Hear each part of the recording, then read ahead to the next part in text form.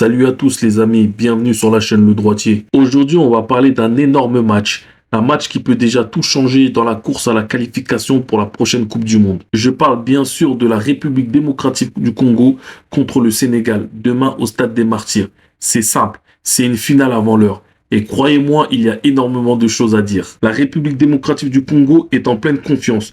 Ils sont premiers du groupe avec un point d'avance sur le Sénégal. Demi-finaliste de la dernière Coupe d'Afrique des Nations en Côte d'Ivoire. Ils jouent bien, ils ont un coach solide, Philippe Desage, qui a vraiment su restructurer cette équipe. Et franchement, pour une fois, le Congo arrive à une compétition comme l'un des favoris. Ça montre le renouveau de cette équipe. De notre côté, le Sénégal est dos au mur. On n'a pas le choix. Il faut faire un résultat. Un nul, c'est pas forcément catastrophique, mais honnêtement, si on veut rester maître de notre destin et viser la première place, il faut aller chercher la victoire. Alors, qu'est-ce qu'il faudra faire concrètement demain? Déjà, il faudra être costaud, solide mentalement et bien concentré. Parce que le Congo, à domicile poussé par son public au Stade des Martyrs, ça ne pardonne pas. Et ça va être quelque chose. Ensuite, attention aux coups de pied arrêtés défensifs. C'est une vraie faiblesse du côté des Lions. Corner, coup franc. On l'a vu à plusieurs reprises, on est prenable là-dessus. Donc, interdiction de faire les mêmes erreurs. Il faudrait être concentré et être au marquage. Ensuite, on doit refaire ce qu'on a montré en première mi-temps contre le Soudan. De la qualité technique, de l'intensité et surtout de la rigueur. Si on rentre dans le match comme ça, on va être très compliqué à bouger. Et bien sûr, compter sur l'expérience de nos cadres. Kapi Koulibaly en patron derrière, Edouard Mendy pour sécuriser dans la cage et Gana Gueye qui devrait retrouver sa place au milieu.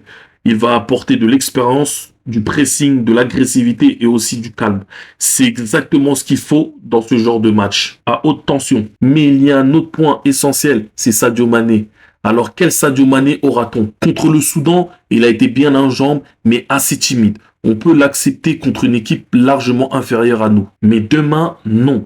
On aura besoin d'un très grand Mané. Et si on a encore une prestation moyenne, il va falloir commencer à se poser des questions.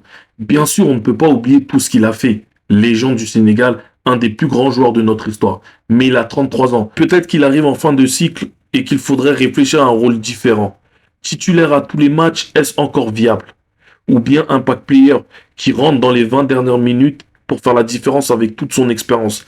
Ça semble dur à dire, mais c'est aussi ça préparer l'avenir. Le Congo prendrait confiance et derrière, ils ont un calendrier favorable. Tu peux toujours espérer finir deuxième, mais même ça, c'est pas garanti. Être meilleur deuxième, ça dépend des groupes. Et là, tu ne maîtrises plus rien. Donc la seule solution, c'est simple. Aller là-bas pour gagner. Si on le fait, on aura fait le plus dur. Et le reste sera beaucoup plus abordable. On va regarder un petit peu plus loin. Koulibaly a 33 ans. Il ne sera pas éternel. Mané pareil. Mendy a déjà 32 ans. Et la prochaine Coupe d'Afrique, c'est 2027. Et la prochaine Coupe du Monde sera 2030. Les cadres ne seront plus là. Gana Gueye a 35 ans.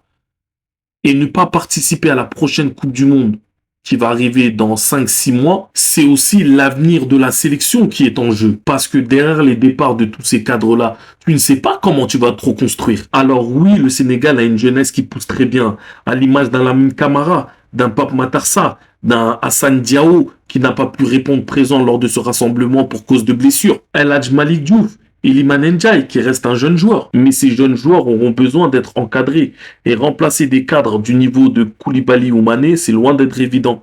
C'est pour ça que ce match est doublement important pour la qualification, mais aussi pour l'avenir de la sélection. Voilà les amis, demain c'est plus qu'un match, c'est une finale. C'est l'avenir de notre sélection qui se joue.